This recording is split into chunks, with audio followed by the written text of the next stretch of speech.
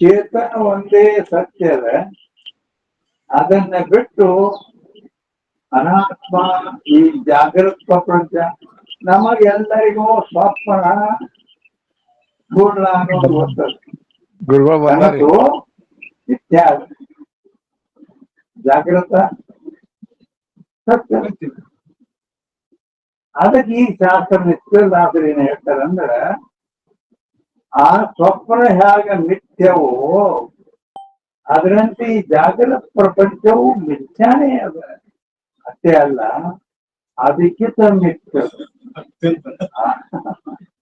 ಹಾ, ನಾವು ಸ್ವಪ್ನ ಕನಸು ಅಂದ್ರೆ ಸುಳ್ಳ ಎಷ್ಟು ತಿಳ್ಕೊಂಡೇವಿ, ಜಾಗೃತ ಸತ್ಯ ಅಂತ ತಿಳ್ಕೊಂಡೇವಿ. ಖರೆ ಲೆಕ್ಕ ಹಾಕಿ ನೋಡಿದ್ರೆ ಶಾಸ್ತ್ರ ಪ್ರಕಾರ ಅದು ಕನಸಿನಕ್ಕಿಂತಲೂ ಮಿಥ್ಯ. ಯಾಕಂದ್ರ ಆ ಸ್ವಪ್ನಕ್ಕ ಒಬ್ಬ ಹುಡುಗನಿಗೆ ಲಗ್ನ ಆಗಿ ಮಕ್ಕಳಾಗಿ ಮೊಮ್ಮಕ್ಕಳಾಗಿ ಎಲ್ಲ ಅಲ್ಲಿ ಅಷ್ಟ ಸ್ಥಾನ ಮತ್ತು ಕಾಲ ಅಂದ್ರೆ ಸಮಯ ಇಲ್ಲ. ಆ ಹುಡುಗ ಈಗ ಲಗ್ನ ಆಗಿ ಮಗನ ಹಡಿಬೇಕಾದ್ರೆ ಒಂದು ವರ್ಷ ಬೇಕು.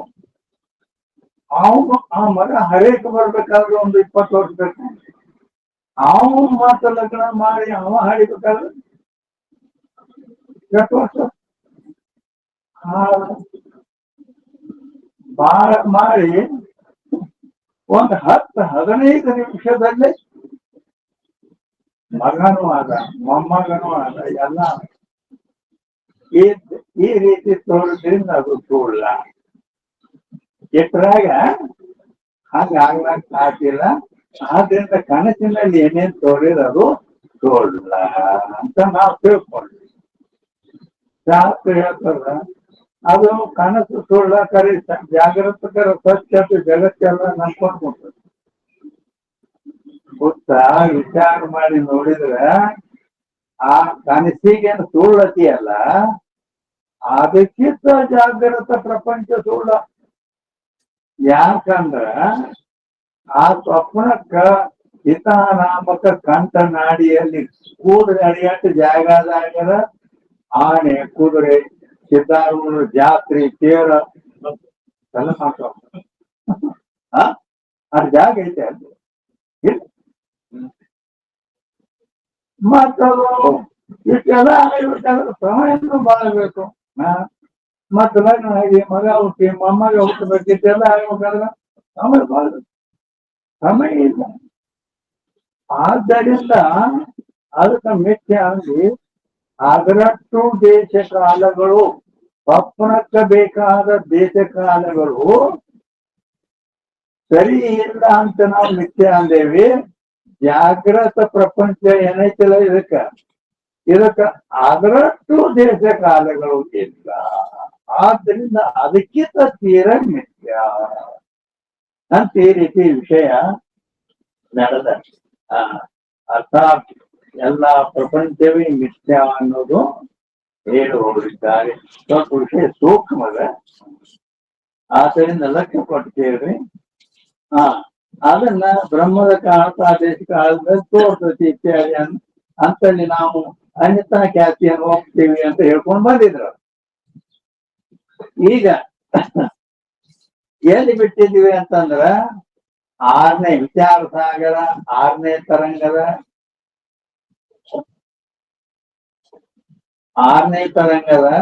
323ನೇ ಅಂಕಕ್ಕೆ ಬಿಟ್ಟಿವಿ. ಬರೋಬರಿ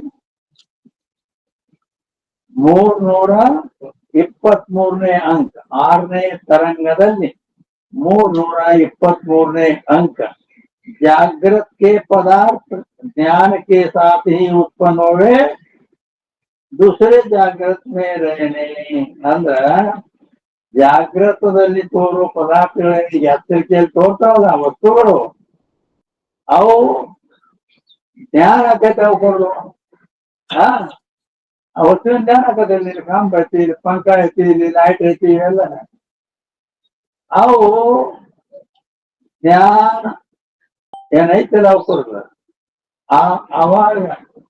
ಅವಾಗ ಉತ್ಪನ್ನ ಆಗುವು. ಮೊದಲಿರ್ಲಿಲ್ಲ. ಮುಂದ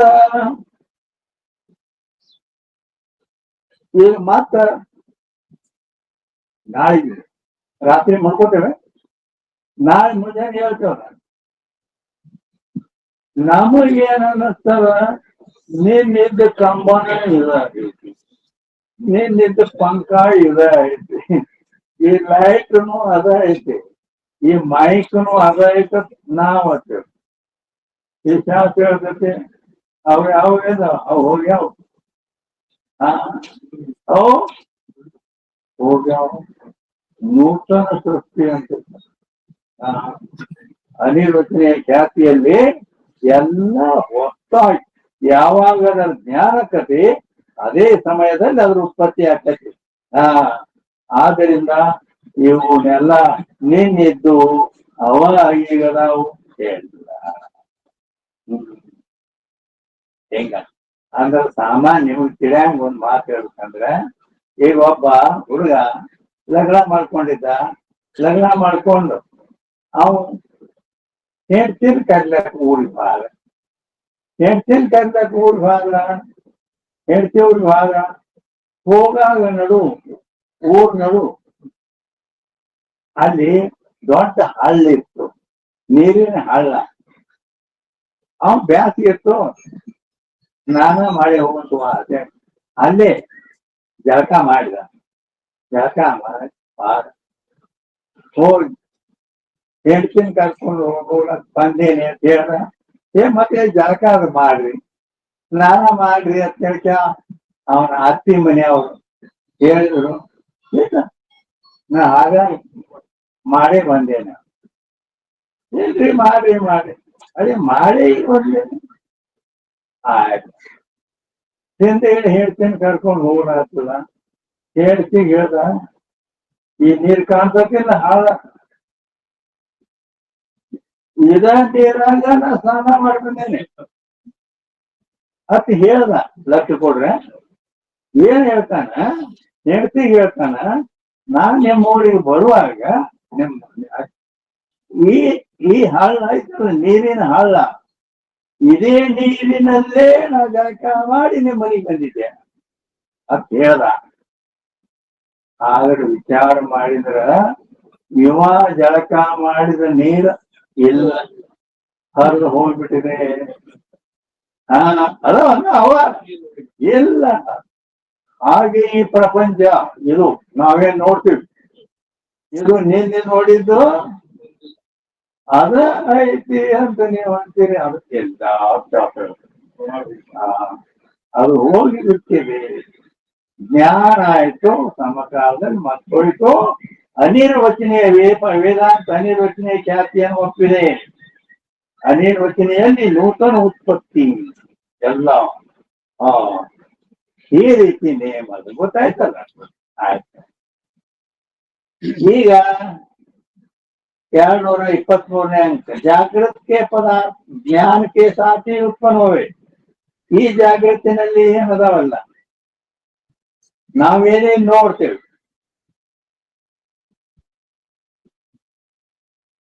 ಇದು ಕಂಬ ಐತಿ, ಇದು ಕಂಬ ಐತಂದಿವ, ಇದು ಜ್ಞಾನ ಆಯ್ತು, ಅವಾಗ ಇದು ಉತ್ಪತ್ತಿ ಆಗ್ತದೆ.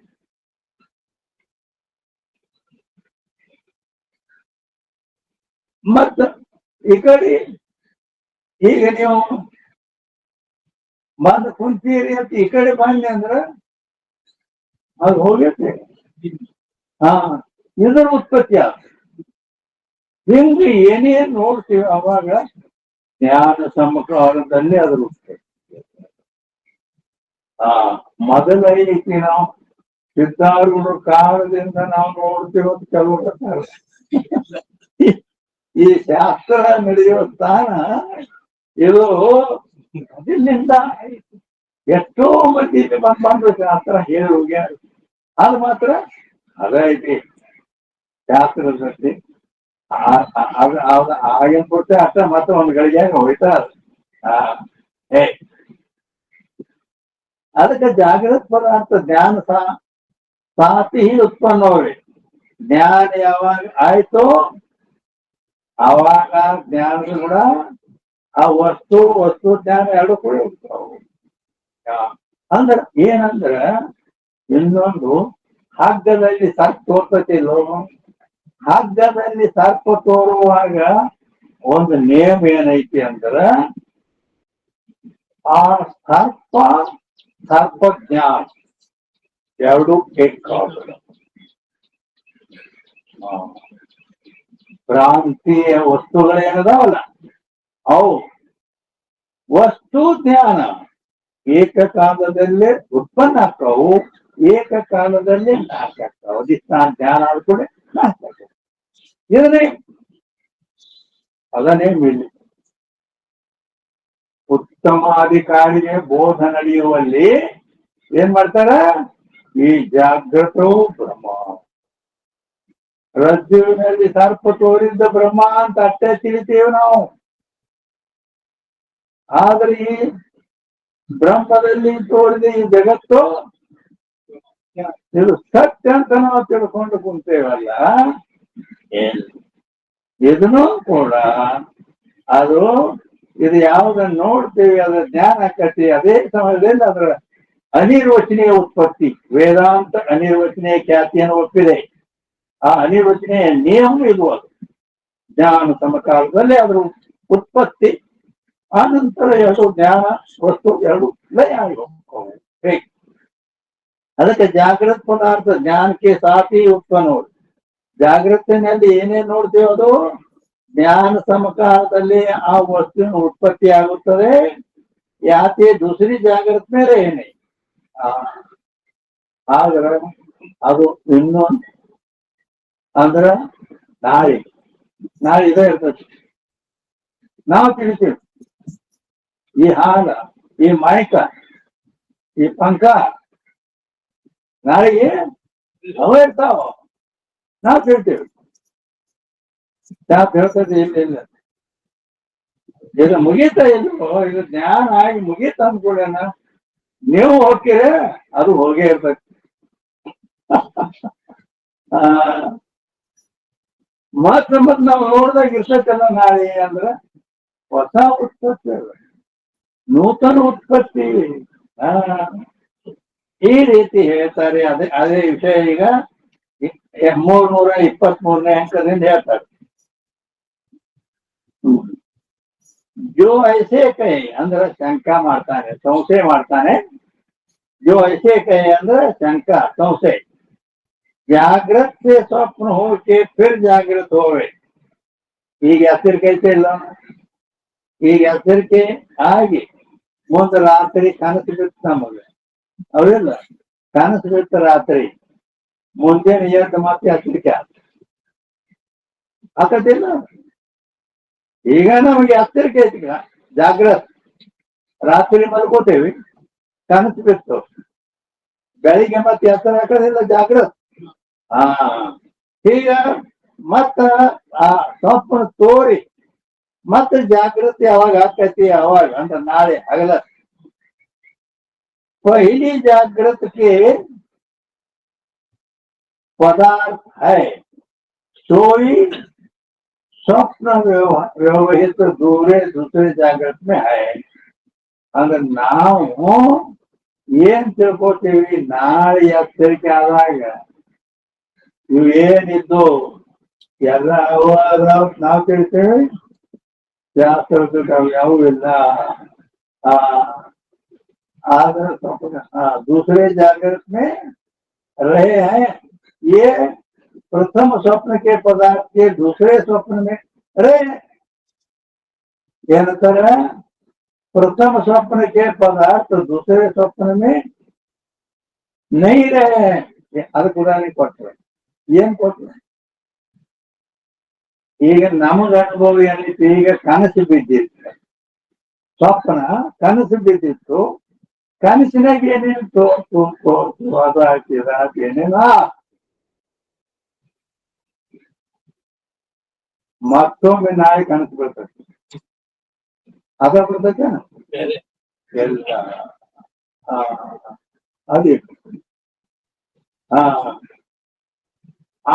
ಅದ ಹೆಂಗ ಕಂಡ ಬಂದ ಕನಸು ಇನ್ನೊಮ್ಮೆ ಅದೇ ನಮಗ ಕಾಣುವುದಿಲ್ಲ ಅಂದ್ರೆ ಆದ ವಸ್ತುಗಳು ಇಲ್ಲ. ಅದೇ ರೀತಿ ನಾವು ಜಾಗ್ರತಿನಲ್ಲಿ ಏನ್ ನೋಡೇವಿ ಈಗ ನಾಳೆಗೆ ಮತ್ತೆ ಶಾಸ್ತ್ರಕ್ಕೆ ನೀವೇ ಬಂದಿರ್ತೀರಿ, ನೀವೇ ಹೇಳ್ತಿರತ್ ನಾವತ್ತೀವಿ.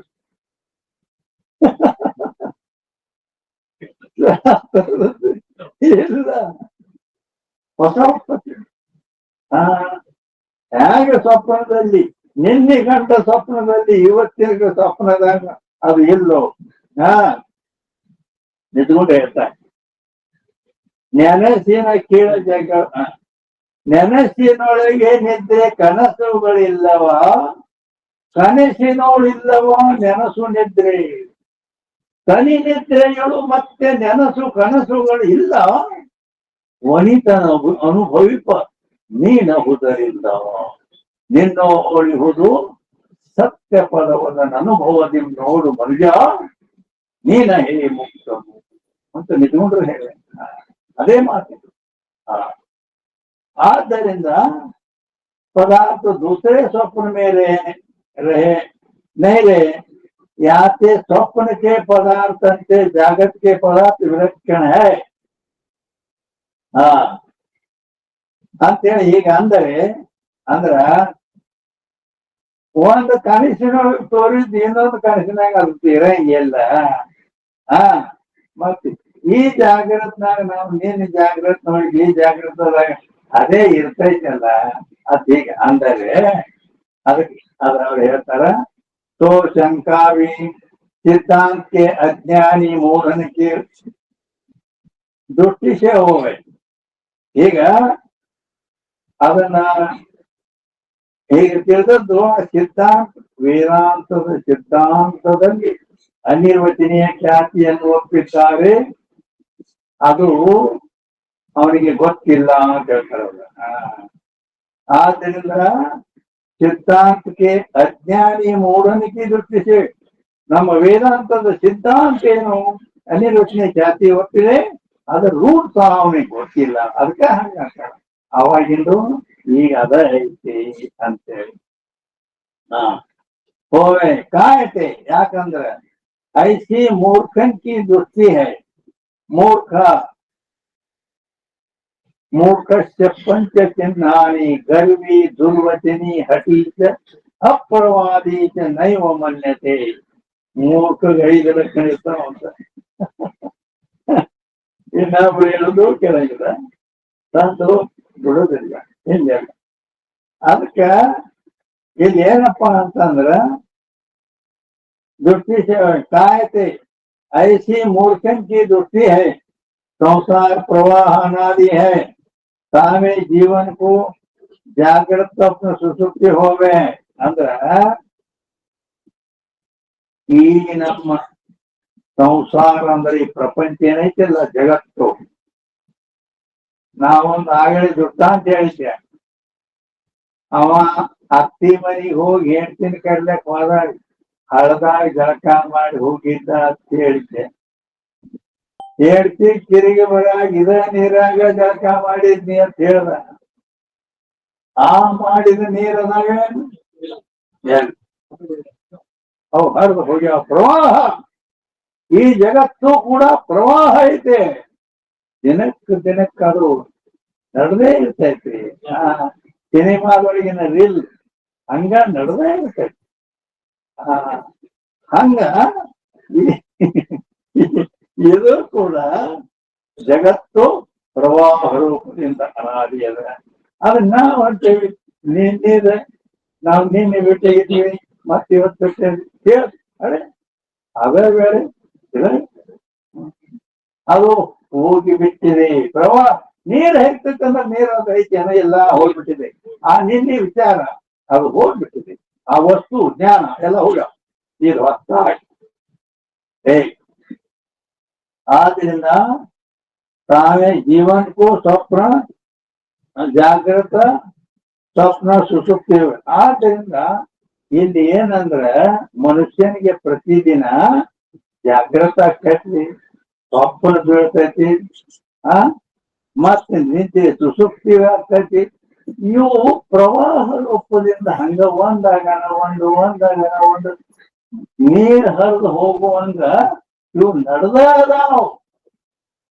ನಾವು ನಾವು ನಿನ್ನಿಲ್ಲ ಇಲ್ಲ. ಜಾಗೃತ್ ಕಾಲ ಮೇಲೆ ಸ್ವಪ್ನ ಸುಸುಪ್ತಿ ನಷ್ಟವೇ. ಈಗ ನಮಗೆ ಎಲ್ಲರಿಗೂ ಜಾಗೃತ ಐತಿ, ಎಚ್ಚರಿಕೆ ಅಲ್ಲ. ಆದ್ರೆ ಈಗ ಕನಸೈತೆ, ಸ್ವಪ್ನ ಇಲ್ಲ, ನಿದ್ದೆ ಇಲ್ಲ. ಅವೆರಡು ನಷ್ಟ. ಹೌದಾ? ಸ್ವಪ್ನ ಸುಸುಪ್ತಿ ಈಗ ಸದ್ಯ ಜಾಗೃತ ಅವಸ್ಥೆಯಲ್ಲಿ ಇಲ್ಲ, ನಷ್ಟ ಹೋವೆ. ಸ್ವಪ್ನ ಕಾಲ ಮೇಲೆ ಜಾಗೃತ ಸುಸುಪ್ತಿ ನಷ್ಟ ಹೋವೆ. ಕನಸು ಬಿಟ್ಟಾಗ ಜಾಗ್ರತೆ ಐತೇನೋ ಇಲ್ಲ, ನಿದ್ದೆ ಐತೇನೋ ಸುಸುಪ್ತಿ ಇಲ್ಲ. ಅದಕ್ಕ ನೆನಸಿನೊಳಗೆ ನಿದ್ರೆ ಕನಸುಗಳು ಇಲ್ಲವೋ, ಕನಸಿನೊಳಿಲ್ಲವೋ ನೆನಸು ನಿದ್ರೆ. ತನಿ ನಿದ್ರೆಗಳು ಮತ್ತೆ ನೆನಸು ಕನಸುಗಳು ಇಲ್ಲ ಅಂತ ನೋಡಿದೆ. ಇದೇ ಮಾತ್ರ. ಆದ್ದರಿಂದ ಇಲ್ಲಿ ಹೇಗೆ ಒಂದಿಲ್ಲ ಕೈಸೆ ಸುಸುಪ್ತಿ ಕಾಲ ಮೇಲೆ ಜಾಗೃತ ಸ್ವಪ್ನ ನಷ್ಟ ಹೋಗಿ, ನಿದ್ದೆ ಎತ್ತಿದಾಗ ಅವ್ರ ಸ್ವಪ್ನ ಇದ್ದ ಜಾಗೃತ ಇದ್ದ ನಷ್ಟ ಆಗಿಬಿಟ್ಟಿರ್ತಾವು. ಅದು ನಿಜವಾದ ಜ್ಞಾನದ 11ನೇ ಪದ್ಯದಲ್ಲಿ ಐತದ. 11ನೇ ಪದ್ಯದ 2ನೇ ನುಡಿಯಲ್ಲಿ ಏನ ಪರಂತು ಅಂದ್ರೆ ಯದ್ಯಪಿಯಲ್ಲಿ स्वप्न सुसुप्ति होवे तब जागृत काल में स्त्री पुत्र पशु धनादित दूरी होवे नहीं, किंतु बने रहे जिनका ध्यान ही दूरी होवे हैं। फिर जागृत होवे तब प्रथम जागृत के विद्यमान पदार्थ का ध्यान होवे हैं। वापस ಮಳ್ಳ ಮನುಷ್ಯ ಏನಾಗ್ಬೇಕಾಗ ಒಬ್ಬ ಮಳ್ಳ ಮನುಷ್ಯ ಅವ ಏನ್ ಹೇಳ್ತಾನಂತಂದ್ರ, ನಾನು ಹೇಳ್ತೀನಿ ಮಕ್ಕಳು ಮನಿ ರೊಕ್ಕ ರೂಪಾಯಿ ಜೋಳ ಸಾಲ ಏನಿತ್ತು ನಮ್ಮ ಹಾಗಾಗಿ ನಮ್ಮ ಅನ್ಕೊಂಡೆ ನಿದ್ದೆ ಎತ್ತು, ಕನಸು ಬಿಟ್ಟು ಮತ್ ಜಾಗರ ಆಯ್ತಾ, ಎಲ್ಲ ಆಯ್ತು. ಕಡೆ ನೀವು ಹೇಳ್ತಿರು ನಿನ್ನೆ ನೋಡ್ದಕ್ಕಿನ ಮಗ ನೀನ್ ನೋಡ್ದವನ ರೊಕ್ಕ ರೂಪಾಯಿ ಇಟ್ಟದ್ದು ಅವರು ಜೋಳ ಕಾಳು ನೀನ್ ಇಟ್ಟದ್ದು ಅವನ ಹಿಂಗ್ ಕೇಳ್ತಾನ. ಅದಕ್ಕೆ ವಿದ್ಯಮಾನ ಪದಾರ್ಥ ಜ್ಞಾನ ಹೋಗಿ ಅಂದ್ರ ಅರ್ಥ ಏನಂದ್ರ ಅವು ಮೊದಲಿದ್ದು ನಮಗ್ ನಿದ್ದೆ ಎತ್ತು ಕಾಣಿಸ್ಬೇಕು. ಅವಾಗ ಜ್ಞಾನ ಇಲ್ಲ, ಅವಕ್ಕ ಜ್ಞಾನ ಇಲ್ಲ. ಆದ್ರೆ ವಸ್ತು ಹೇಳ್ತಾವು ಅಂತ ಹೀಗ ಅಂದ. ಯದ್ಯಪಿ ಅಂತ ಹಾಕಿ ಅಲ್ಲಿ ಒಂದು ಶಂಕರ ವಾಕ್ಯ ಐತಿ ಇಲ್ಲಿ. ತಥಾಪಿ ಅಂದ್ರೆ ಅದಕ್ಕೆ ಸಮಾಧಾನ ಹೇಳ್ತಾರೆ. ಏ ಅಜ್ಞಾನಿ ಮೂರ್ಖಂಕಿ ದೃಷ್ಟಿ ಗ್ರಂಥಕರ್ತರು ಏನಾದ್ರು ಅಂದ್ರ 324ನೇ ಅಂಕದ ಮೇಲಿದ್ದೇನೆ, ತಲೆ ಮೇಲೆ 324 ಸಿದ್ಧಾಂತ ಅದ್ರ ಮ್ಯಾಲೆ ಅಲ್ಲೇ ಎರಡು ಬಲ ಅಲ್ಲೇ. ಅಂದ್ರ ಏ ಅಜ್ಞಾನಿ ಮೂರ್ಖಂಕಿ ದೃಷ್ಟಿ, ಇದು ಅಜ್ಞಾನಿ ಮೂರ್ಖನ ದೃಷ್ಟಿ ಇದು. ಹಿಂಗ ಹೇಳೋ ಅಂದ್ರ ವಸ್ತು ಅಂತೂ ನಾವು ಅವ್ರ ಜ್ಞಾನ ಇರ್ತೈತಿ, ನೋಡಿದಾಗ ಮತ್ತೆ ಇರಂಗಿಲ್ಲ. ಅಂದ್ರೆ ಜ್ಞಾನ ಇರೋದು ಹೋಗೋದು ಜ್ಞಾನ ಮಾಡ್ತೈತಿ, ವಸ್ತು ಮಾತ್ರ ಅವ ಇರ್ತಾವಲ್ರಿ ಅಂತ ಅಂದವ. ಅದಕ್ಕೆ ಅವಾಗ ಏನ್ ಹೇಳಿದ್ರು, ಅಜ್ಞಾನಿ ಮೂರ್ಖನ ದೃಷ್ಟಿ ಅತ್ತಾರ. ಅದಕ್ಕೆ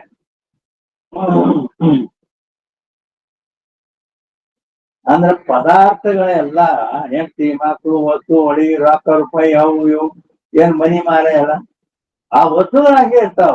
ಜ್ಞಾನ ಒಮ್ಮೆ ಇರ್ತತಿ, ಒಮ್ಮೆ ಹೋಗ್ತತಿ, ಮತ್ ಇರ್ತತಿ, ವಸ್ತು ಇರ್ತಾವ. ಹಿಂಗ ಮೂರ್ಖನ ದೃಷ್ಟಿ ಅಂತ ಹೇಳ್ತಾರ. ಅದು ನಿಮಗೂ ಕರೆ ಅನಿಸತೈತಿ. ಹೌದಲ್ಲ ಮತ್ತೆ? ಹೌದ ಇಲ್ಲ? ಅದಕ್ಕೆ 324ನೇ ಅಂಕ, 324ನೇ ಅಂಕ ಸಿದ್ಧಾಂತೀಯ. ಮುಖ್ಯ ಸಿದ್ಧಾಂತ ಏನದ ಅದನ್ನ ಹೇಳ್ತಾರೆ. ಈಗ ಸಾರೇ ಪದಾರ್ಥ ಚೇತನ ವಿವರ್ತ. ಜಗತ್ತಿನಲ್ಲಿ, ಈ ಜಗತ್ತಿನಲ್ಲಿ ಏನೇನು ವಸ್ತುಗಳದಾವಲ್ಲ ಅವು ಎಲ್ಲ ಏನು ಅಂತ ಕೇಳಿದ್ರೆ ಚೇತನದ ವಿವರ್ತದವು. ಇವೆಲ್ಲ ವಸ್ತುಗಳು ಚೇತನದ ವಿವರ್ತದವು. ಚೇತನ ಅಂದ್ರೆ ಅದಕ್ಕಂತ ಅದೆಲ್ಲ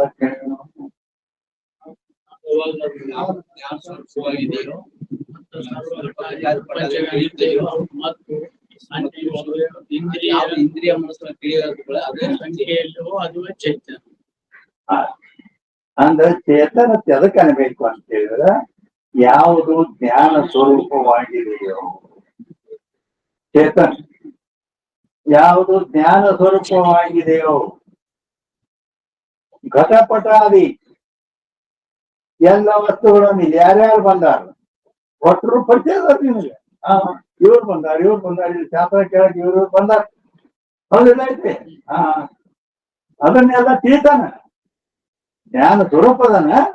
ಇಲ್ಲಿ ಯಾರ್ಯಾರು ಶಾಸ್ತ್ರ ಕೇಳಕ್ ಬಂದಾರ ಎಲ್ಲರನ್ನು ತಿಳಿತಾನ. ಸ್ವರೂಪ ಘಟಾದಿ ಪದಾರ್ಥ ಶಾಂತ ಎಲ್ಲವನ್ನ ತಾ ತಿಳಿತಾನ. ತಾ ಮಾತ್ರ ಮನ ಇಂದ್ರಿಯಾದಿಗಳಿಂದ ತಾನು ತಿಳಿಸಿಕೊಳ್ಳುವುದಿಲ್ಲ.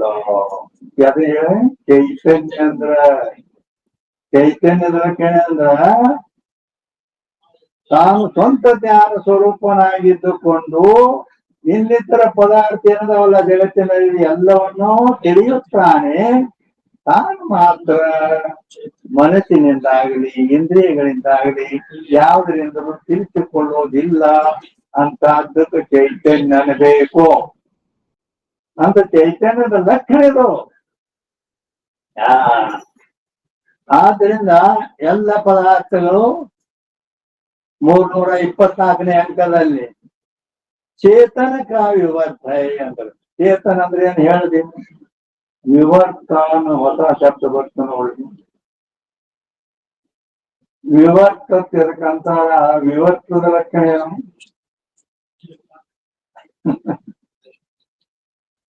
ವಿವರ್ತ ಎದಕ್ಕೆ ಅನ್ನಬೇಕಂದ್ರ ಅಧಿಷ್ಠಾನ ವಿಷಮ ಸತ್ತಾವಾದ ಅಧಿಷ್ಠಾನ ವಿಷಮ ಸತ್ತಾವಾದ. ಅಧಿಷ್ಠಾನಕ್ಕಿಂತ ವಿಷಮ ಸತ್ತಾಗಿರಬೇಕು, ಅನ್ಯಥಾ ರೂಪ ಇರಬೇಕು, ಅದಕ್ಕೆ ವಿವರ್ತ ಮಾಡಬೇಕು.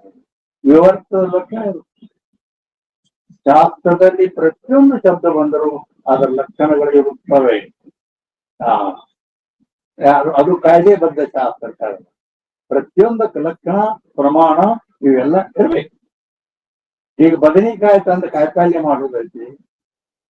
ಬದನೆಕಾಯಿ ತುಣುಕು ಮಾಡಿಕೆ ಹಾಕಿ ಕುದಿಸಿ ಮುಂದಿಟ್ರ ಏನಂದ್ರೆ ಏನ್ ತಿನ್ಬೇಕು? ಅದ್ರ ಉಪ್ಪನೂ ಇಲ್ಲ, ಖಾರನೂ ಇಲ್ಲ. ಹೌದಾ ಇಲ್ಲ? ಅದೇ ಬದನೆಕಾಯಿ ಹಿಂಗ್ ಮಾಡಿ ಹಿಂಗ್ 4 ಕೂಳು ಮಾಡಿ ಅದ್ರಾಗ ಶೇಂಗಾ ಅವು ಏನೇನು ಅನೇಕ ಮಸಾಲೆ ಎಲ್ಲ ಅದ್ರ ಒಳಗೆ ಹಾಕಿ ಅದನ್ನ ಅಡಗಾಯಿ ಅಂತ ಮಾಡ್ತಾರಲ್ಲ, ಅದನ್ನ ಮಾಡಿ ನೀಡಿದ್ರ ವಾ ವಾ ವಾ ಏನದು ಬದ್ನಿಕಾಯಿ ಎಷ್ಟು ರುಚಿಕಟ್ಟಾಗಿತ್ತು.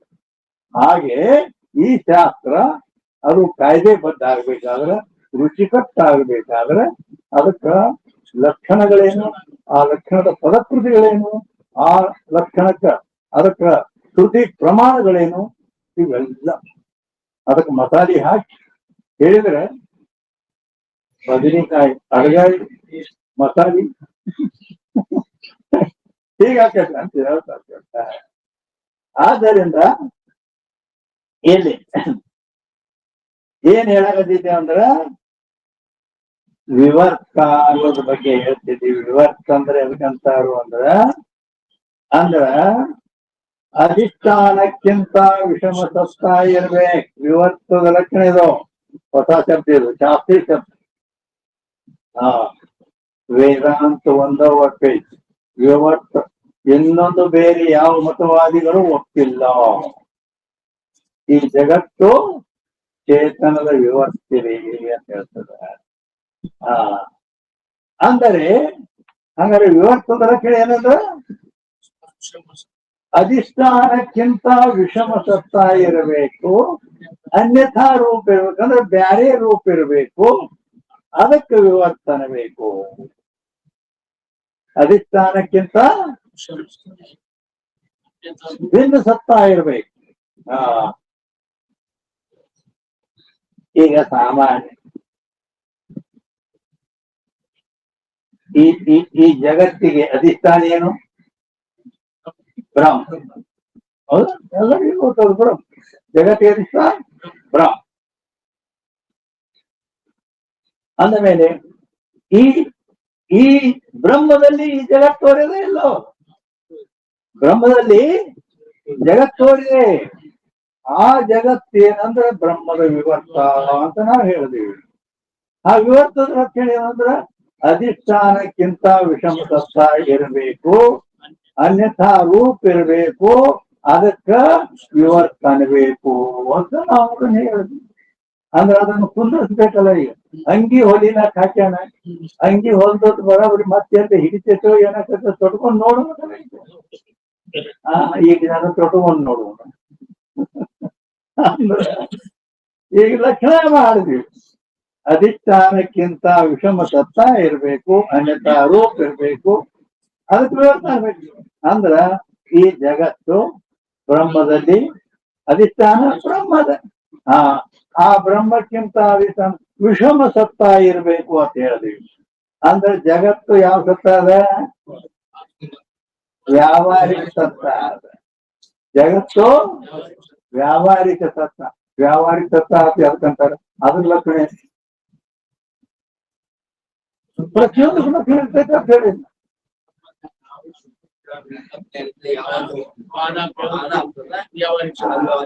ಅಂದ್ರ ಬ್ರಹ್ಮಜ್ಞಾನ ಬಿನಾ ಜಾಕ ಬಾರ್ ಹೋವೆ ನಹಿ, ಸಾಕು ವ್ಯಾವಹಾರಿಕ ಸತ್ತ ಕೈ. ಬ್ರಹ್ಮಜ್ಞಾನವಾಗಲಾರದೆ ಯಾವುದು ವಾದಿಸೋದಿಲ್ಲೋ.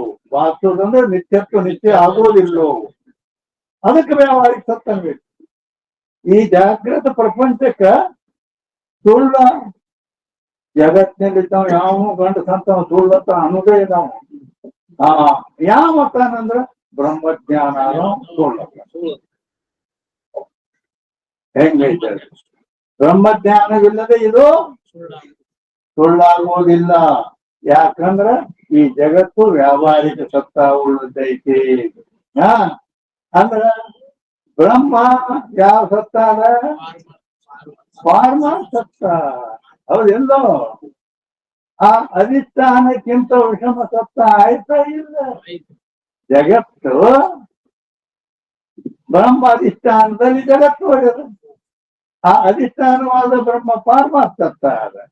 ಅದರಿಂದ ಹುಟ್ಟಿದ ಜಗತ್ತು ವ್ಯಾವಹಾರಿಕ ಸತ್ತ. ಅಂದ್ರೆ ಅಧಿಷ್ಠಾನ ವಿಷಮ ಸತ್ತ ಉಳ್ಳದೈತಿ. ಅನ್ಯಥಾ ರೂಪ ಇರಬೇಕು ಅಂತ ಹೇಳಿ. ಅನ್ಯಥಾ ರೂಪ ಅಂದ್ರೆ ರೂಪ ಬ್ಯಾರೆ ಇರಬೇಕು. ಅಂದ್ರ ಆ ಚೇತನ ಬ್ರಹ್ಮ ಚೇತನಕ್ಕೆ ರೂಪ ಐತೆನ? ಅದು ರೂಪ ರಹಿತ ಐತಿ, ಇದು ರೂಪ ಉಳ್ಳುತ್ತೈತಿ. ಇದೇ ಬ್ಯಾರೆ ರೂಪ. ಹೌದಾ ಇಲ್ಲ? ಆದ್ದರಿಂದ ಈ ಜಗತ್ತು ಇದೆಲ್ಲ ಬ್ರಹ್ಮದ ವಿವರ್ತ ಅಂತ ಹೇಳಲ್ಪಟ್ಟ. ಏನ್ ಹೇಳ್ತದು? 224. ಇಲ್ಲ ಅಂದ್ರೆ 324ರಲ್ಲಿ ಇದ್ದೇನೆ. ಅಲ್ಲಿ ಐತಲ್ಲ ವಿವರ್ತ ನಿಮ್ಮ ಗ್ರಂಥದಲ್ಲಿ. ಅದಕ್ಕ ಚೇತನ ಅಂದ್ರೆ ಏನು, ವಿವರ್ತ ಅಂದ್ರೆ ಏನು ಹೇಳ್ತೀವಿ ನಾವು, ತಿಳಿಸಿ. ಅವಿದ್ಯಾಕ ಪರಿಣಾಮ ಏನದು? ಈ ಸಂಪೂರ್ಣ ಜಾಗೃತ ಪ್ರಪಂಚ ಏನೈತಲ್ಲ, ಈ ಜಾಗೃತಿನಲ್ಲಿ ತೋರುವ ವಸ್ತುಗಳೆಲ್ಲ ಅವು ಏನದಾವು ಅಂತ ಹೇಳಿದ್ರೆ ಚೇತನದ ವಿವರ್ತದಾವು ಅಂತ ಹೇಳ್ತೀನಿ. ಚೇತನ ಅಂದ್ರೆ ಏನು, ವಿವರ್ತ ಅಂದ್ರೆ ಏನು ಹೇಳ್ಕೊಂಬಾರಿ. ಮತ್ತ ಏನ್ ಹೇಳ್ತದ ಅಂದ್ರೆ ಎರಡು ರೀತಿಯಲ್ಲಿ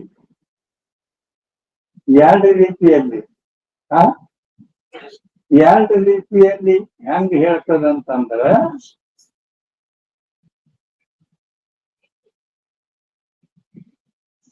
ಈಗ ಹುಡುಗುಟ್ಟ ಯಾರಿಂದ ಹುಟ್ಟ್ಯಾನ? ತಂದೆಯಿಂದ ಹುಟ್ಟ್ಯಾನು ಏನ್ ತಾಯಿಯಿಂದ ಹುಟ್ಟ್ಯಾನು? ಇಬ್ಬರು ಕೂಡಿದಾಗ ಹುಟ್ಟ್ಯಾನ. ಹೌದಾ? ಆ ಇಬ್ಬರು ಅಂಶ ಇದರಲ್ಲಿ ಐತೆ ಇಲ್ಲೋ? ಯಾಕ? ತಂದೆಯ ಬೀಜನೂ ಇದರಾಗೈತಿ, ತಾಯಿಯ ಬೀಜನೂ ಇದರಾಗೈತಿ. ದೇಹದಲ್ಲಿ ಐತೆ ಇಲ್ಲ? ಐತಿ. ಹೆಂಗೈತಿ? ಐತೆ ಅಂದ್ರೆ ಹೆಂಗೈತಿ? ಹೌದು, ಇದನ್ನು ಒಪ್ಕೊಂಡ್ರಿ. ತಂದೆದು ತಾಯಿದು ಕೂಡ ಇದು ಐತಿ, ಹುಟ್ಟೈತೆ ಅಂದ್ರೆ ಅದೇನು ಗೊತ್ತಬೇಕಲ್ಲ ಐತೆ. ಅಂದ್ರೆ ಈ ದೇಹದಲ್ಲಿ ಈ ಚರ್ಮ, ಮಾಂಸ, ರಕ್ತ ಇವೇನ್ ಮೇಲ್ಭಾಗದಲ್ಲ, ಮೇಲ್ಭಾಗದಲ್ಲಿ ಮೇಲೆ ಕಡೆದಲ್ಲಿ ಚರ್ಮ, ತೊಗಲು, ರಕ್ತ, ಮಾಂಸ ಇವು ತಾಯಿ ಅಂಶ. ಇವು ತಾಯಿ ಅಂಶದಿಂದ ಈ ದೇಹದಲ್ಲಿ ಹುಟ್ಟಿದ್ದು. ತಂದೆಯ ವೀರ್ಯದಿಂದ ಏನ್ ಹುಟ್ಟೈತಿ ಅಂದ್ರ ಎಲು. ಇದರಲ್ಲಿ ಎಲು, ನರ, ಆ ಎಲುವಿನಲ್ಲಿರ್ತಕ್ಕಂಥ ಮಜ್ಜ, ಇವು ಮೂರು ತಂದೆವು. ಒಂದು ಇದು ಈ ಹಂಚಿನ ಮಣಿ ನಿಲ್ಲಬೇಕಾದ್ರ ತಾನೇ ನಿಂತೇನೆ. ಸಾಂಬುಗಳು ಅವು ಬಡೋಗ, ಕಟಿಗಿ, ಕಂಬ, ಹಂಗ ತಂದೆಯ ಎಲು, ನರ, ಮಜ್ಜ ಈ ದೇಹದಲ್ಲಿ ಗಟ್ಟಿಯಾಗಿ ನಿಂತು ಅವಾಗ ಹೇಳ್ತಾನೆ. ಆ ರೀತಿ ತಂದೆಯ ಅಂಶ ಒಳಗದಾವು, ತಾಯಿಯ ಅಂಶ ಚರ್ಮ, ರಕ್ತ, ಮಾಂಸ ಒಳಗದಾವು ಅಂತ ಹೇಳಿ. ಅದಕ್ಕೆ ಇದನ್ನ ಯಾಕೆ ಹೇಳಿನಿ ಅಂತ ಕೇಳಿದ್ರೆ, ಈ ದೇಹ ಇದೇನೈತಿ ಜಗತ್ತಿನ ವಸ್ತುಗಳು ಇವು ತಂದೆ ಅಂದ್ರ ಚೇತನ ರೂಪ ಬ್ರಹ್ಮ, ಅದರ ವಿವರ್ತ ಅಂತ ಹೇಳ್ತೀವಿ ನಾವು. ಈ ಜಗತ್ತು ದೇಹಾದಿ ಪ್ರಪಂಚ ಎಲ್ಲ ಏನು ಬ್ರಹ್ಮದ ವಿವರ್ತ. ಇನ್ನ ಬರೀ ಅವನ ಒಬ್ಬನ ಹಡ್ದೈತಿ. ಈ ಜಗತ್ತು ಒಬ್ಬನಿಂದ ಹುಟ್ಟಿಲ್ಲ. ಹೌದು, ಮತ್ತೇನ್ ಬೇಕಂತ? ಮಾಯ, ತಾಯಿ ಮಾಯ ಬೇಕಲ್ಲ.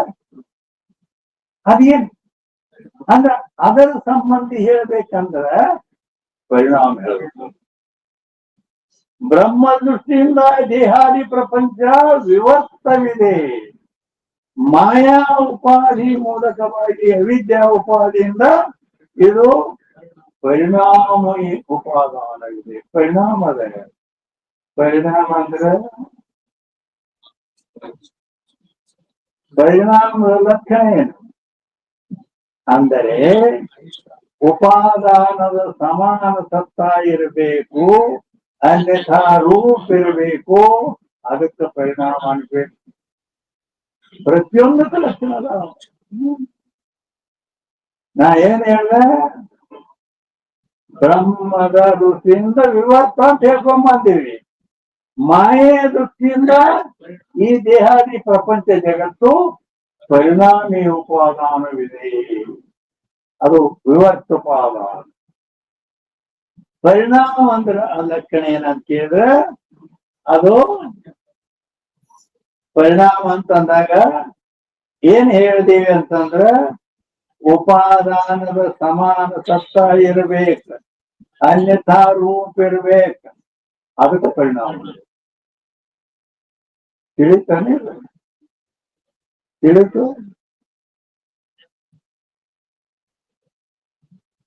ಅದು ಏನೋ ಕೆಲವೊಬ್ರು ತಿಳಿದಿರ್ಬೇಕು, ಅದು ಬಹಳ ಮಂದಿಗೆ ತಿಳಿದಿಲ್ಲ.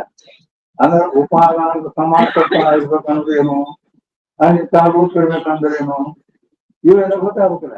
ಹೌದಿಲ್ಲ? ಅಂದ್ರ ಉಪಾದಾನದ ಸಮಾನ ಸತ್ತ ಇರಬೇಕು ಅಂತಂದ್ರೆ ಈಗ ನಿಮ್ಗೊಂದು ದೃಷ್ಟಾಂತ ಕೊಡ್ತಾರೆ. ಹಾಲು ಗೊತ್ತದ, ಎಲ್ಲ ಸಣ್ಣವ್ರು ದೊಡ್ಡವ್ರು ಎಲ್ಲರಿಗೂ ಗೊತ್ತ ಹಾಲು ಅಂತ. ಯಾಕಂದ್ರೆ ಹಾಲು ಕುಡುವ ದೊಡ್ಡವರಾಗಿರ್ತಾರಲ್ಲ. ಹಾಲು ಏನದ ಮೊಸರು, ಹಾಲಿನ ಪರಿಣಾಮವೇ ಮೊಸರು, ಇದು ಗೊತ್ತ. ಹೌದಿಲ್ಲ? ಹಂಗಾರ ಆ ಹಾಲಿನ ಪರಿಣಾಮ, ಹಾಲ ಪರಿಣಾಮ ಹೊಂದಿ ಮೊಸರಾಗಿದೆ, ಇದು ಗೊತ್ತಾಯ್ತು. ಅಂದ ಮೇಲೆ ಪರಿಣಾಮದ ಲಕ್ಷಣ ಇಲ್ಲಿ ನಿಮಗೆ ತಿಳಿಸಿ ಹೇಳಕ್ ಒಂದು ಉದಾಹರಣೆ ತಗೊಂಡಿದ್ದೀವಿ. ಹಾಲು ಯಾವ ಸತ್ತ ಅಂದ್ರ ಮೊಸರಿಗೆ ಉಪಾದಾನ ಕಾರಣ ಏನು? ಹಾಲು. ಅಂದ ಮೇಲೆ ಉಪಾದಾನದ ಸಮಾನ ಸತ್ತ ಇರಬೇಕು ಅಂತ ಹೇಳ್ತಾರೆ ಪರಿಣಾಮದ ಲಕ್ಷಣದಲ್ಲಿ. ಉಪಾದಾನದ ಸಮಾನ ಸತ್ತ ಇರ್ಬೇಕು. ಮೊಸರಿಗೆ ಹಾಲು ಉಪಾದಾನ ಐತಿ, ಆದ್ರ ಹಾಲಿಗೂ ಮೊಸರಿಗೂ ಸಮಾನ ಸತ್ತ ಇರಬೇಕು ಅಂತ ಹೇಳ್ತಾರೆ. ಹಾಲು ಯಾವ ಸತ್ತ? ವ್ಯಾವಹಾರಿಕ ಸತ್ತ. ಮೊಸರು ವ್ಯಾವಹಾರಿಕ ಸತ್ತ. ಉಪಾದಾನದ ಸಮಾನ ಸತ್ತ. ಹಾಲು ಮೊಸರು ಎರಡು ವ್ಯಾವಹಾರಿಕ ಸತ್ತ. ಅದೆಲ್ಲ ಅನ್ಯಥಾ ರೂಪ ಇರಬೇಕು ಅಂತ ಹೇಳ್ತಾರೆ. ಅನ್ಯಥಾ ರೂಪ ಇರ್ಬೇಕಂದ್ರ ರೂಪ ಬ್ಯಾರೆ, ರೂಪ ಬ್ಯಾರೆ ಏನು? ಹಾಲು ಮಧುರವಾಗಿರ್ತೈತೆ, ಮೊಸರು ತಿಳಿ ಇರ್ತೈತೆ. ಹಾಲು ತಿಳಿ ಇರ್ತೈತೆ, ಮೊಸರು ಗಟ್ಟಿ ಇರ್ತೈತೆ. ರೂಪ ಬೇರೆ ಬೇರೆ ಆದ್ರೆ ಹಾಲಿಂದ ಮೊಸರಿಂದು. ಸತ್ತ ಮಾತ್ರ ಎರಡು ವ್ಯಾವಹಾರಿಕ ಸತ್ತ ಉಳ್ಳವುಗಳಿರ್ಬೇಕು, ರೂಪ ಮಾತ್ರ ಎರಡು ಕುಟು ಬ್ಯಾರೆ ಇರಬೇಕು. ಅದಕ್ಕೆ ಪರಿಣಾಮ ಬೇಕು ಅಂತ ಶಾಸ್ತ್ರ ನಿರ್ಧಾರ ಮಾಡಿದೆ. ಆ ರೀತಿ ಇಲ್ಲಿ ನಾವು ಆಗಲೇ ಈ ಜಗತ್ತು ದೇಹಾದಿ ಪ್ರಪಂಚ ಎಲ್ಲ ಏನಪ್ಪಾ ಇದಕ್ಕ ಕಾರಣ ಅಂದ್ರ ಬ್ರಹ್ಮ ಕಾರಣ ಅಂತ ಹೇಳಿದೀವಿ. ಬ್ರಹ್ಮ ಅದು ಯಾವ ರೀತಿ ಕಾರಣ ಅಂದ್ರ ಬ್ರಹ್ಮವು ವಿವರ್ತುಪಾದಾನ ಕಾರಣವಿದೆ ಅಂತ ಹೇಳಿದ್ವಿ. ವಿವರ್ತ ಅಂದ್ರೆ ಅಧಿಷ್ಠಾನ ವಿಷಮ ಸತ್ತ ಇರಬೇಕು, ಅನ್ಯಥಾ ರೂಪ ಇರಬೇಕು, ಯಾವ ಸಂಬಂಧ ಇವೆ. ಒಂದು ಮಾಯಾ ಒಂದು ಕೂಡೈತಲ್ಲ, ಅದ್ರಾಗ ಮಾಯಾ ಕೂಡ ಹಾಲಿನಾಗ ಹೆಪ್ಪ ಹಾಕಿದಾಗ ಮೊಸರಾಕತಿ, ಹೆಪ್ಪ ಹಾಕಲಿಲ್ಲ ಮೊಸರು ಇದಾಕತಿ. ಹೌದಲ್ಲ? ಹಂಗ ಮಾಯಾ ಬಂದು ಕೂಡಿದ್ರೆ ಜಗತ್ತಲ್ಲಿದಾಕ ಬ್ರಹ್ಮ ನಿರ್ವಿಕಾರ, ಅದು ಬಂದ ಏನೂ ಆಗುದಿಲ್ಲ. ಅದಕ್ಕ ಹಾಲಿ ಒಂದಿತ್ತು ಹೆಪ್ಪಬೇಕು.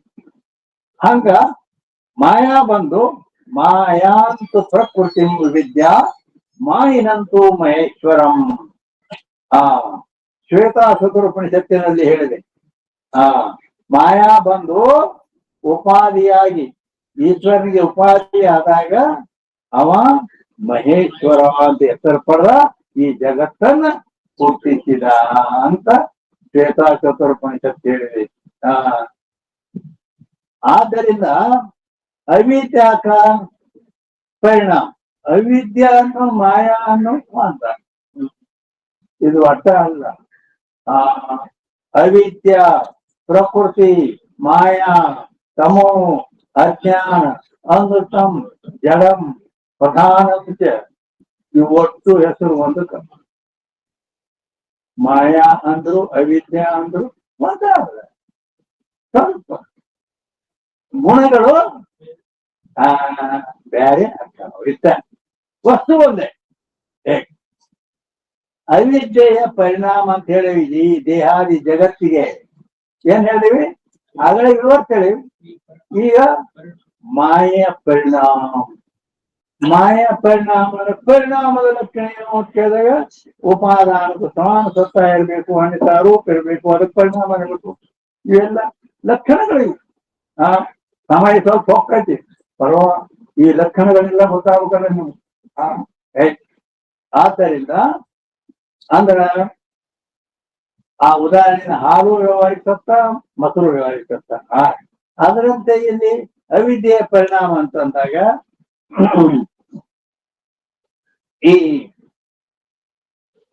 ಈ ಜಗತ್ತು ಅವಿದ್ಯ ಅಥವಾ ಮಾಯಾ ಯಾವ್ದಾರ ಒಂದು ಹೊಂದ್ಕೊಂಡ್ರು ಒಂದೇ ವಸ್ತು ಅಂತ ಹೇಳಿ ಈ ದೇಹಾದಿ ಪ್ರಪಂಚ ಈ ಜಗತ್ ಯಾವ ಸತ್ತಾ ಇದೆ? ವ್ಯಾವಹಾರಿಕ ಸತ್ತಾ ಇದೆ. ಆ ಅವಿದ್ಯೆ ಆಗಲಿ ಮಾಯಾ ಆಗಲಿ ವ್ಯಾವಹಾರಿಕ ಸತ್ತ. ಯಾಕೆ ವ್ಯಾವಹಾರಿಕ ಸತ್ತ ಅಂತ ಕೇಳಿದ್ರೆ ಬರ್ತದಿರಿ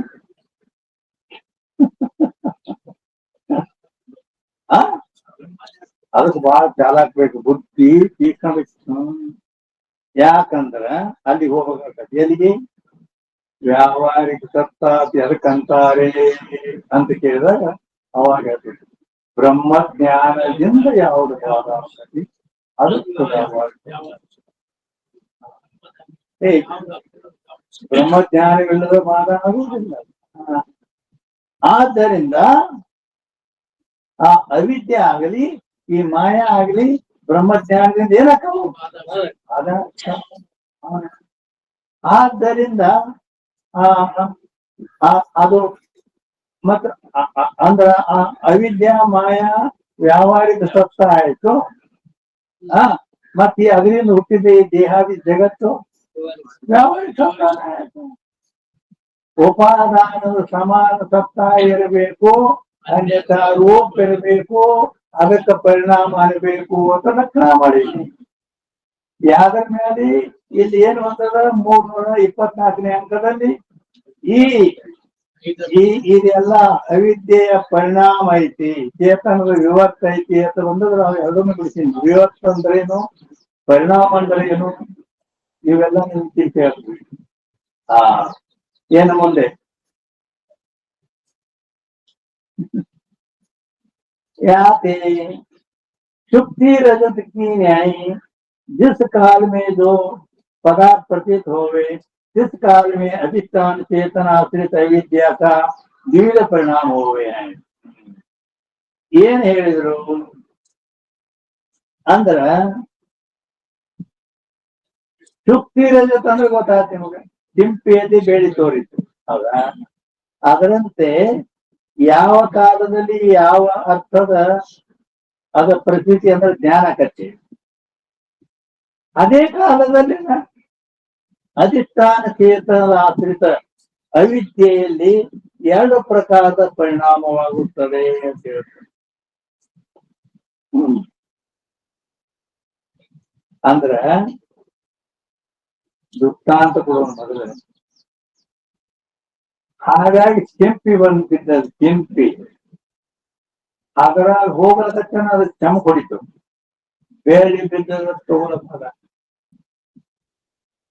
ಬೆಳ್ಳಿ ಚಮಕಾಯ್ತು ತಗೊಳಕ್ ಹೋಗ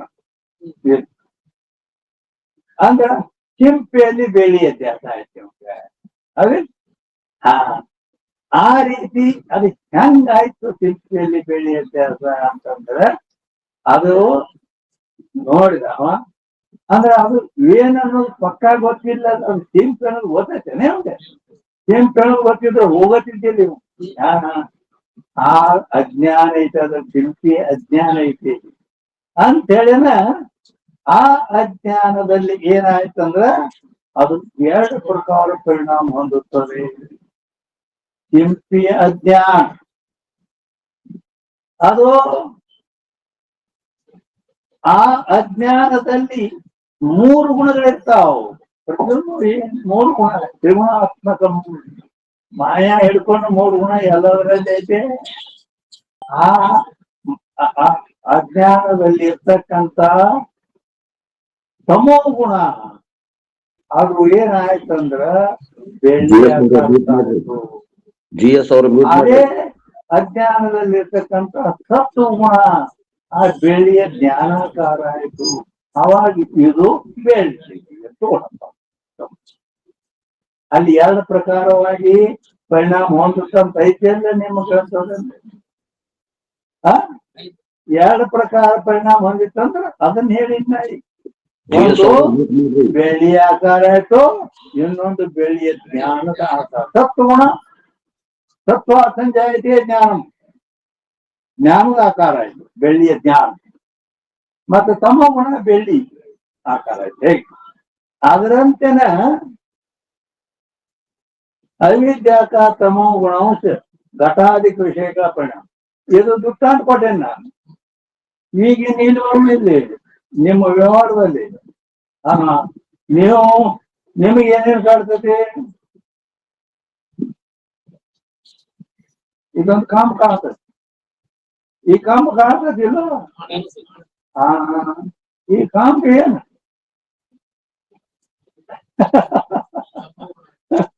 ಇದೊಂದು ವಿಚಿತ್ರ ಶಾಸ್ತ್ರ ಹೇಳ್ತಿರಲ್ಲ ಈಗ.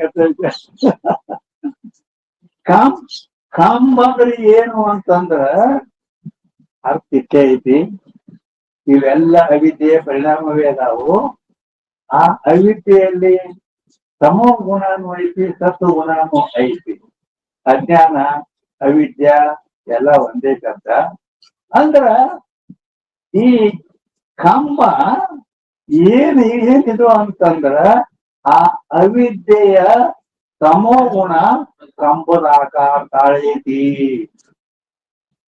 ವಸ್ತುವಿನ ಆಕಾರ ತಾಳ್ತೈತಿ ಅದು. ಮತ್ ಅದೇ ವಿದ್ಯೆಯಲ್ಲಿ ಸತ್ಗುಣ ಐತಿಲ್ಲೋ, ಅದು ಕಂಬದ ಜ್ಞಾನಾಕಾರ ಆಯ್ತು. ಇದು ಕಂಬ ಐತೇನೋ ಜ್ಞಾನ.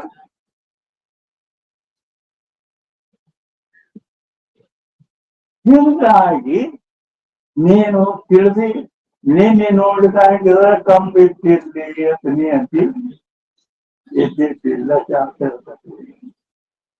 ಈಗ ಏನೈತಲ್ಲ ಅದು ನೀನ್ ನೋಡ್ತಲ್ಲ, ಇದು ಕಂಬ ಅಂದಾಗ ಆ ಅವಿದ್ಯೆಯಲ್ಲಿದ್ದಂತ ತಮಗುಣ ಕಂಬದ ಆಕಾರ ಆಯ್ತು. ಆದ್ರೂ ಕೂಡ ಅವಿದ್ಯೆಯಲ್ಲಿದ್ದ ಸತ್ವಗುಣ ಕಂಬದ ಜ್ಞಾನ ಆಕಾರ ಆಯ್ತು.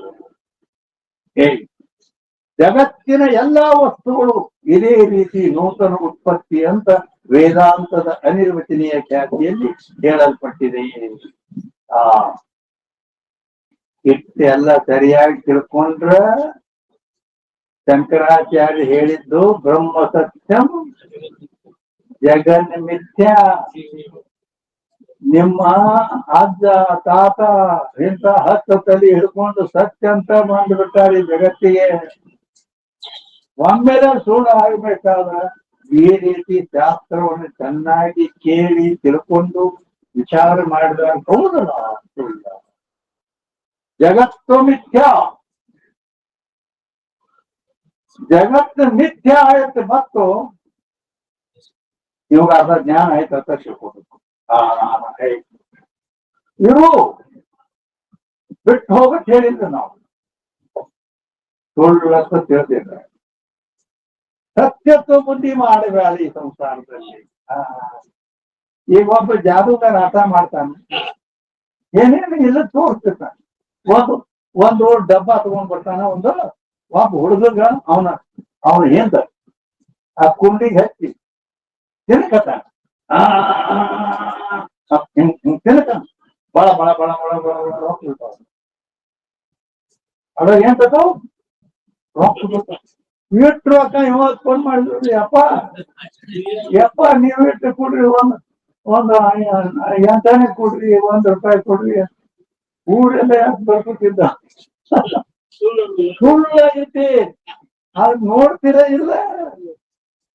ಸುಳ್ಳು ಇದ್ರೂ ನೋಡ್ತಿ. ಹಂಗಿ ಜಗತ್ತು ಸುಳ್ಳಂತ ತಿಳಿದು ಸಂಸಾರ ಮಾಡ. ಇಟ್ಟೆ ಸತ್ಯ ಕೊಟ್ಟಿದ್ರು ಇಟ್ಟ ಸಂಸಾರ ಬಿಡಕ್ ಹೋಗಬೇಡ. ಅದೇ ಮಾಡಿ. ಆದ್ದರಿಂದ ಅವಿದ್ಯೆಯಲ್ಲಿ 2 ಪ್ರಕಾರ ಪರಿಣಾಮ ಹೊಂದುತ್ತದೆ. ಅವಿದ್ಯೆಯ ತಮೋ ಗುಣಾಂಶ ಘಟಾದಿ ವಿಷಯಾಕಾರ. ಜಗತ್ತಿನಲ್ಲಿ ಏನೇನು ವಸ್ತುಗಳು ನೋಡ್ತೀವಲ್ಲ ಅವೆಲ್ಲ ಅವಿದ್ಯೆಯ ಏನೈತೆ ತಮೋ ಗುಣ, ಅದು ಆ ವಸ್ತುಗಳ ಆಕಾರ ಆಗೈತೆ. ವಿಷಯ ರೂಪ ಪರಿಣಾಮ ಹೋವೆ. ಆ ತಮೋಗುಣ. ಮತ್ತೊಂದು ಅವಿದ್ಯೆಯ ಸತ್ವಗುಣಕ ಜ್ಞಾನವು ಪರಿಣಾಮಗಳು. ಅವಿದ್ಯೆ ಪ್ರತಿಯೊಂದು ವಸ್ತುವಿನಲ್ಲಿ 3 ಗುಣ ಇರ್ತಾವ. ಅವಿದ್ಯ ಆ ತಮೋ ಗುಣ ವಸ್ತುವಿನ ಆಕಾರ ತಾಳ್ತೈತಿ. ಅದೇ ಅವಿದ್ಯೆಯಲ್ಲಿದ್ದ ಸತ್ವಗುಣ ಆ ವಸ್ತುವಿನ ಜ್ಞಾನಾಕಾರ ಆಗ್ತೈತಿ. ಹಿಂಗಾಗಿತ್ತು. ಅದಕ್ಕೆ ಸತ್ಯ ನಾವು ತಿಳ್ಕೊಂಡು ಕೊಡ್ತೀವಿ. ಆದ್ದರಿಂದ ಶಂಕರಾಚಾರ್ಯರು ಜಗನ್ ಮಿಥ್ಯ, ಈ ರೀತಿ ಜಗತ್ತಿನಲ್ಲಿ ಮಿಥ್ಯತ್ವ ಬುದ್ಧಿಯನ್ನ ಮಾಡಿ ಅದಕ್ಕೆ ಮೋಹಗೊಳ್ಳದೆ ನಾವು ಇದ್ರೆ ಮನದಿ ಮೋಹ ಆಸೆ ಅಳಿನವ ಮನೆಯೊಳಿದ್ದರು ಮುಕ್ತನು. ಮನದಿ ಮೋಹ ಆಸೆ ಉಳ್ಳವ ವನದೊಳಿದ್ದರು ಬದ್ಧನು. ಭಜನ ಕೊಟ್ಟಾರ. ಆಸೆ ಮೋಹ ಅಷ್ಟೇ ಬಿಡು, ಈ ಸಂಸಾರ ಮಾಡಬೇಕಾದ ನಿನಗೇನು ಭಾಗ ಮಾಡಿಲ್ಲ. ಹೆಂಗ ಈ ರೀತಿ ಯದ್ಯಪಿ ಚೇತನಕ್ಕೂ ಜ್ಞಾನ ಕಹೆ. ಯದ್ಯಪಿ ಕಾರ್ಯ ಅಂತ चेतन ज्ञान अंतरला यहाँ से सत्व गुण का परिणाम ज्ञान है, ये कहना उन्हें। सत्व गुण का परिणाम ज्ञान ध्यान तेरी चेतन का ज्ञान अंतर है, सत्व गुण का परिणाम ज्ञान इधे चेतन अंदर ज्ञान ಅಂತ ಅಂದ. ಅದಕ್ಕೆ ತಥಾಪಿ ಇವ್ ಹರಿದು ಹೋಗ್ಯಾವ, ಪಾನ್ ಹಳಿಯಾಗಿ ಹರಿದು ಹೋಗ್ಯಾವ. ಅದಕ್ಕೆ ಅಲ್ಲಿ ಜ್ಞಾನ चेतनಕ್ಕೆ समय में ही संपादक वृत्ति है. ಅಂದ್ರೆ ವೃತ್ತಿ ವೃತ್ತಿ ವೃತ್ತಿ ಅಂದ್ರೆ ಏನು? ವೃತ್ತಿ ಅಂದರೆ ಅಂತಃಕರಣ ಮತ್ತು ಅವಿದ್ಯೆಯ ಪರಿಣಾಮಕ್ಕನ ವೃತ್ತಿ ಅನ್ನುತ್ತಾರೆ. ವೃತ್ತಿ ಪ್ರಭಾಕರ ಮೊದಲಾದವುಗಳಲ್ಲಿ ಬರ್ತದೆ. ಅಂತಃಕರಣದ ಮತ್ತು ಅವಿದ್ಯೆಯ ಪರಿಣಾಮಕ್ಕನ ವೃತ್ತಿ ಅನ್ನುತ್ತಾರೆ. ಎರಡು ಯಾಕೆ ತಗೊಂಡು ಅಂತ ಕೇಳಿದ್ರೆ, ಜಾಗೃತಿನಲ್ಲಿ ಈಗ ನಿಮ್ಗೆ ಹೇಳೋದು ಕೇಳೋದು ಅಂತಃಕರಣ ವೃತ್ತಿ ರೂಪ ಜ್ಞಾನದ, ಅಂತಃಕರಣ ವೃತ್ತಿ ರೂಪ ಜ್ಞಾನ. ಅದೇ ನಿದ್ದೆಯಲ್ಲಿ ಇಲ್ಲಿಯವರೆಗೆ ಸುಖವಾಗಿ ಮಲಗಿದ್ದೆ, ನಾನು ಏನೂ ಗೊತ್ತಿಲ್ಲ ಅನ್ಬೇಕಾದ್ರೆ ಅವಿದ್ಯಾ ವೃತ್ತಿ ಸುಸುಪ್ತಿಯಲ್ಲಿದೆ. ಅಷ್ಟೇ ಅಲ್ಲ, ಹಗ್ಗದಲ್ಲಿ ತೋರಿದ ಸರ್ಪ ಅಂತ ಜ್ಞಾನ ಆಗ್ಬೇಕಾದ್ರೆ ಅವಿದ್ಯಾ ವೃತ್ತಿ ಇದೆ. ಆದ್ದರಿಂದ ಅವಿದ್ಯಾ ಕೆಲವೊಂದು ಸಂದರ್ಭದಲ್ಲಿ ಅವಿದ್ಯಾ ವೃತ್ತಿಯ ಉಪಯೋಗ ಇದೆ, ಕೆಲವೊಂದು ಸಂದರ್ಭದಲ್ಲಿ ಅಂತಃಕರಣ ವೃತ್ತಿಯ ಉಪಯೋಗ. ಅದಕ್ಕೆ ಎರಡು ಲಕ್ಷಣ ಮಾಡುವಾಗ ಅವಿದ್ಯಾ ಅಥವಾ ಅಂತಃಕರಣದ ಪರಿಣಾಮಕ್ಕನ ವೃತ್ತಿ ಅಂತ ಲಕ್ಷಣ ಮಾಡಿದ್ದಾರೆ. ಏನು किस रीति से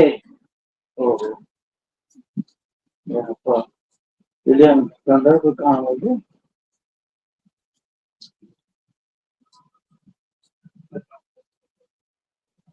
ಅಲ್ಲ ಸೋಮವಾರ ಆಯ್ತು, ಇವತ್ತು ಸೋಮವಾರ. ಅದಕ್ಕೆ ಈ ರೀತಿಯಿಂದ ಚೇತನದಲ್ಲಿ ಜ್ಞಾನ ಪನೇಕಿ ಸಂಪನ್ನ ಗೊತ್ತಿದೆ. ಆದ್ದರಿಂದ ಚೇತನದಲ್ಲಿ ಚೇತನರದ ಆತ್ಮ ಚೇತನವಿಲ್ಲ. ಆದ್ರೆ ಅದಕ್ಕೆ ಇದನ್ನ ತಿಳಿ ಅನ್ಬೇಕಾದ್ರೆ ವೃತ್ತಿ ಸಹಾಯಕ್ ಬೇಕಾಗ್ತದೆ. ಆ ವೃತ್ತಿ ರೂಪ ಜ್ಞಾನ, ಅದು ವೃತ್ತಿ ರೂಪ ಜ್ಞಾನ.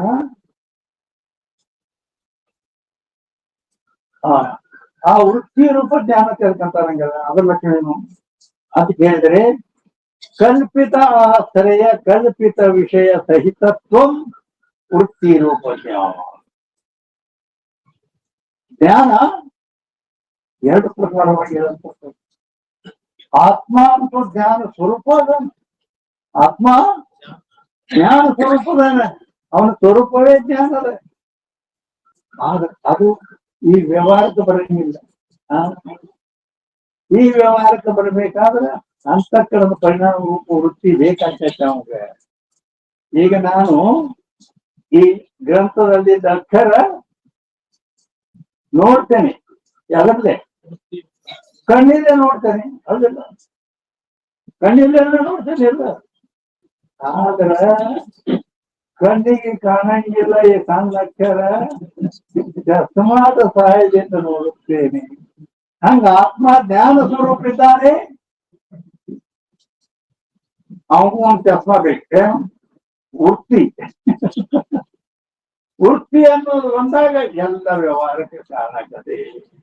ಅದಕ್ಕೆ ವೃತ್ತಿ ರೂಪ ಜ್ಞಾನ ತರ ಅದು ಸ್ವಂತ ಇದ್ದದ್ದು ಚೇತನ ರೂಪ ಜ್ಞಾನ. ಕಲ್ಪಿತ ಆಶ್ರಯ ಕಲ್ಪಿತ ವಿಷಯ ಸಹಿತತ್ವ ವೃತ್ತಿ ರೂಪ ಜ್ಞಾನ. ವೃತ್ತಿ ರೂಪ ಜ್ಞಾನ ಅಂತ ಎದಕ್ಕಂದ್ರೆ ಪ್ರತಿಯೊಂದು ಜ್ಞಾನ ಆಗತ್ತಿಲ್ಲ ನಮಗೆ. ಇಲ್ಲಿ ಮಂದಿ ಕುಂತಾರ, ಇಲ್ಲಿ ಹೆಣ್ಮಕ್ಳು ಕುಂತಾರ, ಇದು ಗ್ರಂಥ ಐತಿ, ಇದು ಮಾಯಿಕ್ ಐತಿ, ಇವೆಲ್ಲ ಜ್ಞಾನ ಹೋಗಲ್ಲ. ಇವು ವೃತ್ತಿ ರೂಪ ಜ್ಞಾನ. ಆ ವೃತ್ತಿ ರೂಪ ಜ್ಞಾನ ತೆಗೆದುಕೊಂತಾರೆ. ಅದ್ರ ಲಕ್ಷಣ ಏನು ಅಂತ ಹೇಳಿದ್ರೆ ಕಲ್ಪಿತ ಆಶ್ರಯ ಕಲ್ಪಿತ ವಿಷಯ ಸಹಿತತ್ವ ವೃತ್ತಿ ರೂಪ ಜ್ಞಾನ. ಅದಕ್ಕ ಆಶ್ರಯನೂ ಕಲ್ಪಿತ ಇರಬೇಕು. ಅದ್ರ ಯಾವ್ದನ್ನು ವಿಷಯ ಮಾಡ್ತೈತಿ ಆ ವಸ್ತುನು ಕಲ್ಪಿತ. ಕಲ್ಪಿತ ಅಂದ್ರೆ ಕಲ್ಪಿತದ ಲಕ್ಷಣ जो होवे नहीं ಸ್ವಪ್ನ ಪದಾರ್ಥಿ ನ್ಯಾಯಿ ಭ್ರಾಂತಿ ಸೇ ಭಾಷೆಸು ಕಲ್ಪಿತ. ಯಾವುದು ಇಲ್ಲವೇ ಇಲ್ಲವೋ ಸ್ವಪ್ನ ಇಲ್ಲವೇ ಇಲ್ಲ ನಮಗೆ ಕಾಣ್ತತಿಲ್ಲ ಅಂದ್ರೆ ಸ್ವಪ್ನ ಪದಾರ್ಥಗಳು ಕೂಡ ಕಾಣ್ತಾವ. ನಿನ್ ಕನಸಿನಾಗ ಹುಲಿ ಬಂದಿತ್ತನ ಬಂದೈತೆ ಹೌದಿಲ್ಲ? ಭ್ರಾಂತಿಯಿಂದ ತೋರೇದು ಹುಲಿ. ಹಾಗ ಸ್ವಪ್ನ ಪದಾರ್ಥಗಳೆಲ್ಲ ಏನದ ತೋರ್ತಾವಲ್ಲ, ಭ್ರಾಂತಿಯಿಂದ ಹೆಂಗ್ ತೋರ್ತಾವು ಹಂಗ ಇವೆಲ್ಲ ಭ್ರಾಂತಿಯಿಂದ ತೋರ್ತಾವು. ಅದಕ್ಕೆ ಕಲ್ಪಿತ ಅಂತ ಹೇಳಲ್ಪಡ್ತಾವು. ಎಲ್ಲ ಕಲ್ಪಿತ. ಆದ್ರಿಂದ ಈ ಆ ವೃತ್ತಿಗೆ ಆಶ್ರಯ ಅಂತಃಕರಣದ. ಅಂತಃಕರಣದಿಂದ ವೃತ್ತಿ ತಯಾರಾಕತಿ. ಆದ್ರಿಂದ ಕಲ್ಪಿತ ಆಶ್ರಯ ಅಂತಃಕರಣ ಏನು ಸತ್ಯ ಐತೆ ಅದು ಕಲ್ಪಿತನೇ. ಆದ್ರಿಂದ ಕಲ್ಪಿತ ಆಶ್ರಯ ಅನ್ನೋದಾಯ್ತು. ವಿಷಯ ಈ ವಿಷಯ ಅಂದ್ರೆ ಏನು? ಇದು ಮಾಯಿಕ ಐತೆ, ಇದನ್ನ ಮಾಯಿಕ ತಿಳಿತದ. ಇದೇನ್ ಸತ್ಯ ಐತೆ? ಇದನ್ನು ಕಲ್ಪಿತನೇ ಐತಿ. ಆ ವೃತ್ತಿಗೆ ಆಶ್ರಯವಾದ ಅಂತಃಕರಣನು ಕಲ್ಪಿತ. ಇದು ಮಾಯಿಕತ್ವ, ಇದನ್ನು ತಿಳಿದ ವಿಷಯ ಆಗೈತಿ ಎಲ್ಲ ವಿಷಯ, ಅದನ್ನು ಕಲ್ಪಿತ. ಆ ಎರಡಕ್ಕೂ ಕಲ್ಪಿತಗಳನ್ನೇ ಆಶ್ರಯ ಮಾಡ್ಕೊಂಡಿದ್ದಕ್ಕೂ ವೃತ್ತಿ ಅಂತಾರೆ. ಕಲ್ಪಿತ ಆಶ್ರಯ ಕಲ್ಪಿತ ವಿಷಯ ಸಹಿತತ್ವ ವೃತ್ತಿ ರೂಪ ಜ್ಞಾನ ಅಂತ ಲಕ್ಷಣ ಮಾಡಿದ್ದಾರೆ. ಇನ್ನು ಆತ್ಮನ ಸ್ವರೂಪ ಲಕ್ಷಣ ಐತಲ್ಲ, ಸತ್ಯ ಚಿತ್ತ ಆನಂದಾದಿ. ಚಿತ್ತ ಅಂದ್ರೆ ಚೇತನ ಸ್ವರೂಪ, ಜ್ಞಾನ ಸ್ವರೂಪಗಳು. ಜ್ಞಾನ ಸ್ವರೂಪಮೇವ ಜಗದೇ ತದ್ವಿಚಕ್ಷಣ ಅರ್ಥ ಸ್ವರೂಪಂ ಬ್ರಾಹ್ಮ್ಯಂತ ಪಶ್ಯಾಂತನ್ನೇ ಕುದೃಷ್ಟಯ ಅಂತ ಸಂಸ್ಕೃತದಲ್ಲಿ ಅನೇಕ ಪ್ರಮಾಣಗಳದಾವು. ಅದು ಜ್ಞಾನ ಸ್ವರೂಪವೇ ಅದ ಆತ್ಮ. ಆದ ಮತ್ ಇರೋದೆಲ್ಲ ಜ್ಞಾನ ಸ್ವರೂಪ ಐತಿ. ಜ್ಞಾನವನ್ನ ಬಿಟ್ಟು ಏನೂ ಇಲ್ಲ. ನಿಮಗ ಅನುಭವಕ್ಕೆ ಬರ್ಬೇಕಾದ್ರೆ ಸಿನಿಮಾದಾಗ ಪಿಕ್ಚರ್ ನೋಡ್ರಿ ಎಂದರೆ ಅಲ್ಲಿ ನೀವು ಮೊದಲು ಹೋಗಿ ಕೂತಾಗ ಒಂದು ಬಿಳಿ ಪರ್ದಾ ಬಿಟ್ಟಿರ್ತಾರಟ್ಟೆ, ಅರಿವಿ ಪರ್ದಾ ಇರ್ತೈತೆ. ಅಲ್ಲಿ ಹೆಣ್ಣು ಇಲ್ಲ, ಗಂಡು ಇಲ್ಲ, ಮನಿ ಮಾರಿ ಏನೂ ಇಲ್ಲ. ಹಿಂದಿ ಗಿಡ ಅಲ್ಲಿ ಒಂದು ಮ್ಯಾಲಿಂದ ಲೈಟ್ ಬಿಡ್ತಾನವ, ಪ್ರಕಾಶ್. ಆ ಪ್ರಕಾಶ ಕೂಡನ ಅಲ್ಲಿ ಒಬ್ಬ ಮನುಷ್ಯ ಆದ, ಹಿಂದಿಗಡೆ ಒಬ್ಬ ಹೆಣ್ಮಗಳಾದ್ರು, ಮತ್ತ ಅವ ಗಂಡ ಆದ, ಈಕಿ ಹೇಳ್ತಾ ಆದ್ರು, ಒಂದ್ ಮಗ ಆಯ್ತು, ಮನಿ ಆಯ್ತು. ಇದೆಲ್ಲ ಅದೇನು ಪ್ರಕಾಶ. ಪ್ರಕಾಶವನ್ನು ಬಿಟ್ಟು ಏನು? ಹಾಗೆ ಜಗತ್ತೆಲ್ಲವೂ ಜ್ಞಾನ ಸ್ವರೂಪವೇ ಇದೆ. ಜ್ಞಾನವನ್ನು ಬಿಟ್ಟು ಇನ್ನೊಂದೇನು ಇಲ್ಲ ಅಂತ ವೇದಾಂತ ಈ ರೀತಿ ಜ್ಞಾನ ಮಾಡಿಕೊಡುತ್ತದೆ. ಸಮಯ ಸಂಡೇ, ಇದು ಮಂಡೇ, ಮಂಗಳವಾರ ವಿಶೇಷ ಪೂಜಾ ಇದ್ದದ್ರಿಂದ ಇಲ್ಲಿಗೆ ನಿಲ್ಲಲಿ. ಎಲ್ಲಿ ಬಿಟ್ಟೇವಪ್ಪ ಅದು ಬಹಳ ದೂರ ಹೋಗ್ಲಿಲ್ಲ ಈ ಸಲ. ಇರ್ಲಿ, ಆಯ್ತು. जय मंगलम जय नमः पार्वतीश्वर